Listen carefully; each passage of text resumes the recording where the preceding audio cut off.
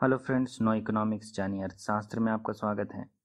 दोस्तों, वीडियो शुरू करने से पहले मैं आपको बतला देना चाहता हूं कि लॉकडाउन के दौरान मेरा विंडोज़ टैबलेट जिसमें मैं वीडियो रिकॉर्ड किया करता था ख़राब हो चुका है और अभी मैं डायरेक्ट लैपटॉप में वीडियो रिकॉर्ड कर रहा हूं। इसलिए हो सकता है कि आने वाली वीडियोज़ में ऑडियो का थोड़ा प्रॉब्लम आए। मेरा अनुरोध है कि आप प्लीज़ किसी तरह इसे मैनेज करें। अभी मैं जहाँ रहता हूँ वहाँ कंप्यूटर इलेक्ट्रॉनिक्स की ऑनलाइन डिलीवरी पूरी तरह से बंद है और जब तक ऑनलाइन साइट नहीं खुल जाते हैं मैं इस बारे में ज़्यादा कुछ नहीं कर सकता हूँ।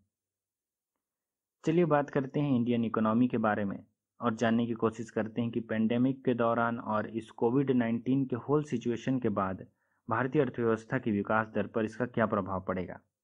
दोस्तों, फिच नाम की रेटिंग एजेंसी के अनुसार भारतीय अर्थव्यवस्था आज़ाद भारत के इतिहास में सबसे बड़ी आर्थिक मंदी की ओर बड़ी तेजी से बढ़ रहा है। आज़ादी के बाद से अब तक भारत ने 3 आर्थिक मंदी देखी है, 1958, 1966 और 1980। ये तीनों आर्थिक मंदी बेसिकली एग्रेरियन क्राइसिस थे और मानसून के कमज़ोर होने की वजह से तब पैदा हुए थे। लेकिन अब हम जिस आर्थिक मंदी की ओर बढ़ रहे हैं वो केवल एग्रेरियन क्राइसिस ना होकर इकोनॉमी के हर सेक्टर को इफेक्ट करने वाली है। ना सिर्फ इंडियन पॉलिसी मेकर बल्कि आम जनता भी आती हुई इस आर्थिक मंदी को अच्छी तरह से देख सकते हैं, पर इससे बचने के लिए कुछ नहीं कर पा रहे हैं। शायद हम इस तरह की अनप्रेसिडेंटेड सिचुएशन के लिए तैयार नहीं थे, न ही आर्थिक रूप से और न ही मानसिक रूप से।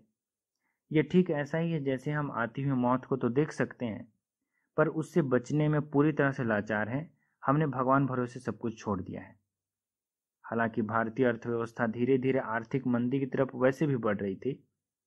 जो आप यहाँ पर 2019 के क्वार्टरली ग्रोथ रेट को देखकर इस इकोनॉमिक स्लोडाउन का अंदाजा लगा सकते हैं, जो धीरे धीरे पैर पसार रहा था। अभी बस फर्क इतना है कि कोरोना वायरस महामारी ने इस आर्थिक गिरावट को और भी तेज और भयानक बना दिया है।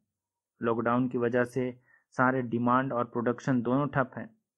मूडीज नाम की रेटिंग एजेंसी ने 2020 में भारत के विकास दर के अनुमान को 2.5% से घटाकर अप्रैल में 0.2% कर दिया था, जिसे मई में और अधिक घटा दिया गया और अब इसे 0% कर दिया गया है।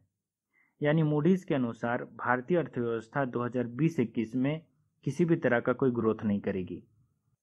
हालांकि स्टैंडर्ड एंड पुअर्स नाम की रेटिंग एजेंसी के मई में जारी किए गए अनुमान के अनुसार भारत अब भी 5% की विकास दर को हासिल कर सकता है। स्टैंडर्ड एंड पुअर्स ने अप्रैल में भारत के एनुअल विकास दर का अनुमान 1.8% लगाया था। वहीं दूसरी तरफ फिच नाम की रेटिंग एजेंसी के अनुसार 2020-21 में भारतीय अर्थव्यवस्था 4.5% की दर से बढ़ेगा और इस दौरान देश में भारी बेरोजगारी और मांग में कमी देखने को मिलेगी, जो अर्थव्यवस्था को आज़ाद भारत की चौथी सबसे बड़ी आर्थिक मंदी की तरफ लेकर जाएगा। अब ऐसा नहीं है कि भारत सरकार ने आ रही इस आर्थिक त्रासदी से निपटने के लिए कुछ नहीं किया है।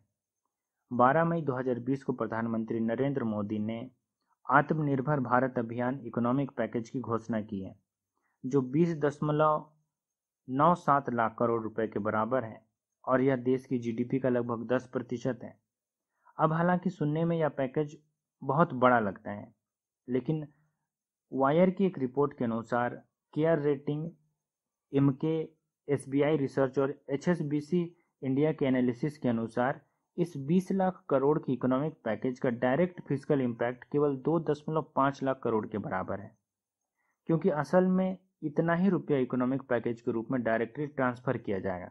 अब भले जो भी हो, हमें निराश नहीं होना चाहिए और आने वाले बुरे समय के लिए खुद को तैयार कर लेना चाहिए। ये बुरा दौर देश में बेरोजगारी, गरीबी और भ्रष्टाचार अपने साथ लेकर आएगा, लेकिन निराश होने की जरूरत नहीं है, क्योंकि इन्हीं रेटिंग एजेंसीज का मानना है कि आने वाले साल में जब पेंडेमिक खत्म हो जाएगा तो इकोनॉमी बड़ी तेजी से आगे बढ़ेगी।